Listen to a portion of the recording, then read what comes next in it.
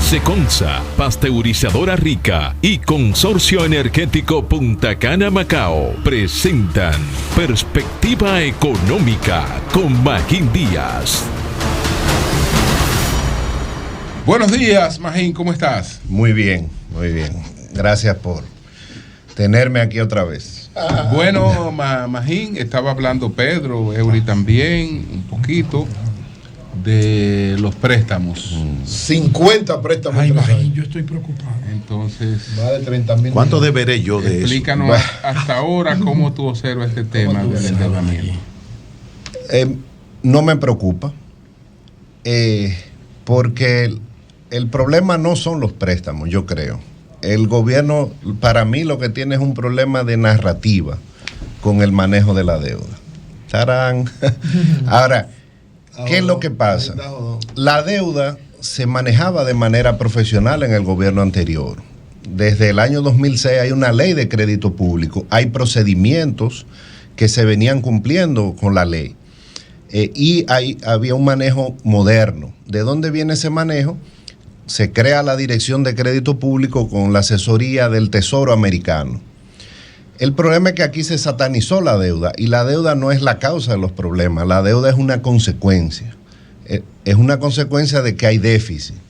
Entonces, el PRM en oposición vendió la idea de que había un endeudamiento excesivo, de que era una locura, pero en realidad el déficit era... No maltrata a Faride. 3,5% del PIB. Ahora, ¿qué ha pasado con ella fue la encargada de esa campaña. ¿Qué ha pasado con el manejo de la deuda ahora? Sí.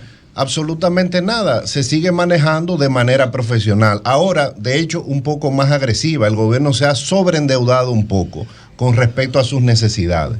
Ahora, ¿cuál es el procedimiento? Se envían pero el manejo profesional se mantiene. Se mantiene, claro. El ministro de Hacienda es un profesional y la directora de Crédito Público también.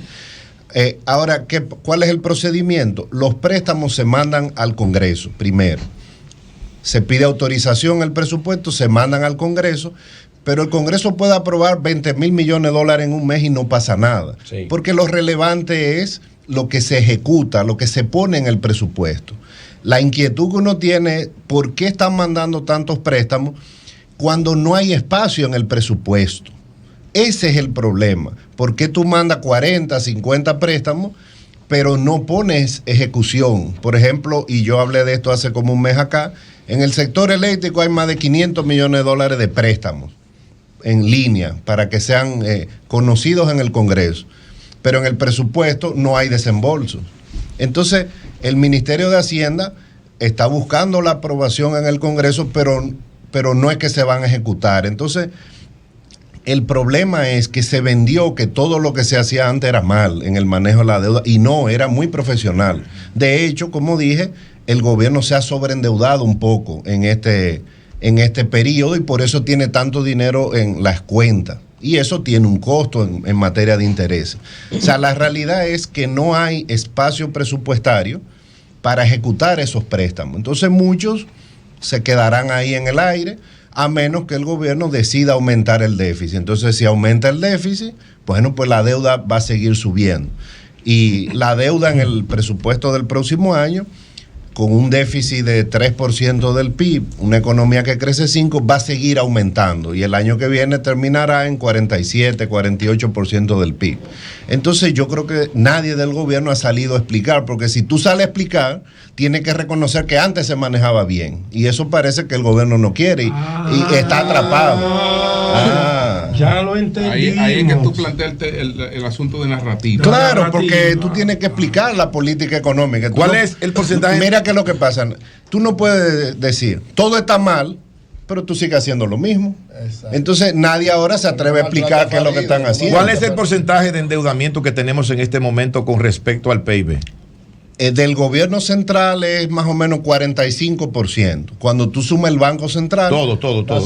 No, da casi 60%. ¿Y eso ahora es recomendable? ¿Ese porcentaje tan alto? Ahora vamos a ver. Con el COVID, como se endeudó tanto el país, con razón, llegó a 69 ese porcentaje.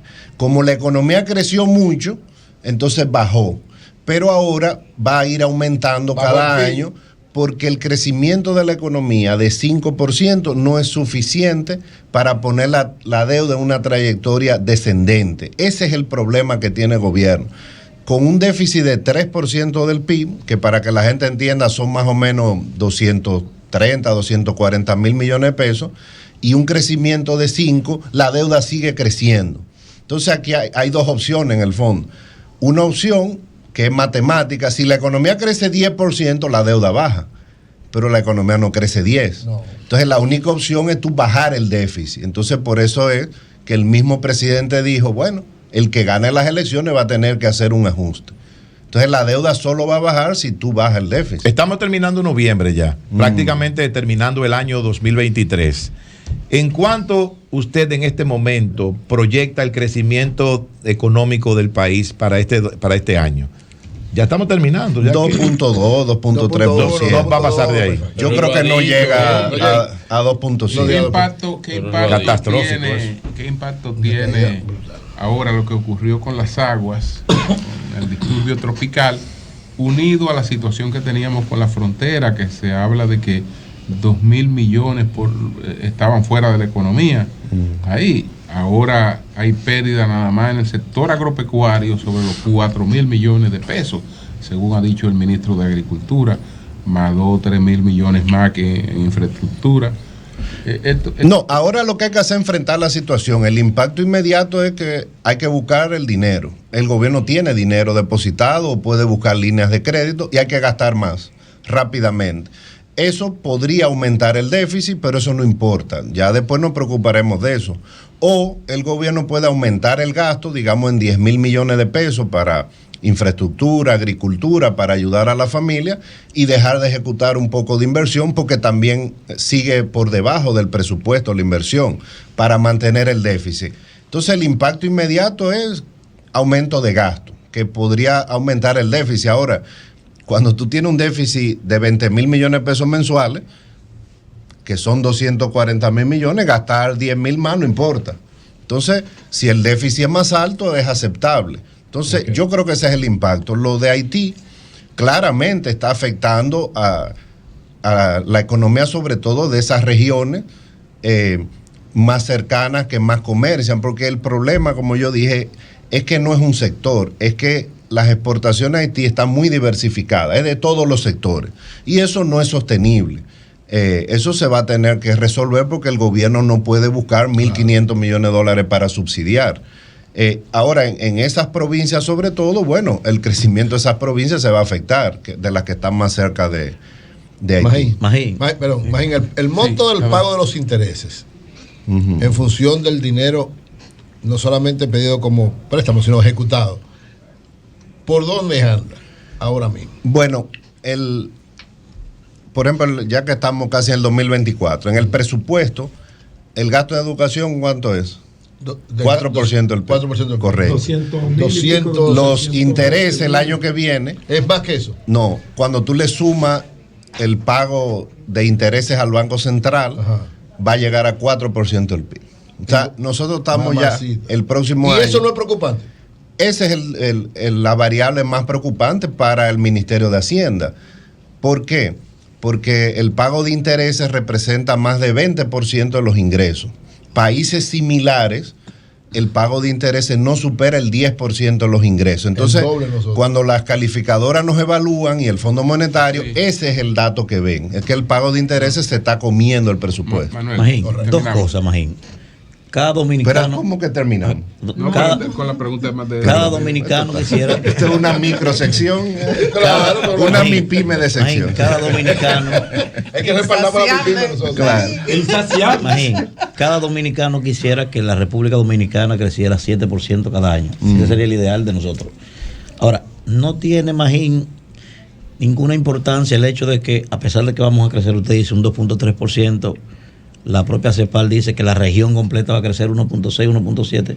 O sea, el hecho de que vayamos a crecer por encima de lo que la región completa va a crecer, eso no tiene ningún impacto positivo. Y segundo, es a Magín, maestro.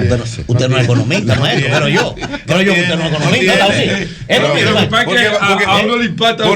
Porque bajar de un 5 a un 2.3 y segundo, no es nada positivo. Y segundo, Magín, si los préstamos que estamos tomando ahora, usted habla de un gasto, ¿verdad? Si se invierte en eso, ¿no contribuye a dinamizar la economía? Sí se invierte. No, pero déjame hacerle la pregunta. Bueno, maestro. La primera pregunta es, esta es una economía que converge a 5% de crecimiento. 5, 5,5, un poquito menos de 5, y se recupera rápido. Lo que ha pasado ahora es que tenemos un año creciendo 2, y eso es raro para esta economía.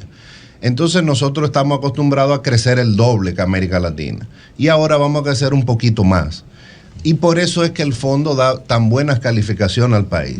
Porque seguimos creciendo más que la región. Ahora, para nuestros estándares, un 2% equivale a una recesión, básicamente, porque ya el desempleo empieza a subir. No tiene que caer negativo. Entonces, ha sido un año complicado. Catastrófico. Ahora, la contraparte de eso es que se hizo lo que había que hacer para controlar la inflación. Porque una de las consecuencias fue la desaceleración económica, pero yo estoy de acuerdo con que se haya hecho eso. Ahora, ¿por qué fue más fuerte la desaceleración? Porque el gobierno no invierte. Es por eso. Y el Banco Central lo dijo. Y se me olvidó la segunda. ¿Cuál es? El tema de los préstamos. Si se hace una buena inversión de el gobierno no invierte. Mira qué es lo que pasa. No, pero eso no es que se sienta y se ve. El gobierno no invierte. Es que es una contradicción. El gobierno no invierte porque es responsable macroeconómicamente. Para invertir más, el déficit tiene que ser más alto. Y como el gasto corriente aumentó tanto después del COVID, el gasto corriente se está comiendo el presupuesto. Ahora, para el país, no para el gobierno, no, para la sociedad, no es sostenible que un país invierta 2% del PIB. Eso va a afectar el crecimiento económico de largo plazo y va a bajar la calidad de vida. Por eso es que hay tapones, porque aquí se necesita meter infraestructura.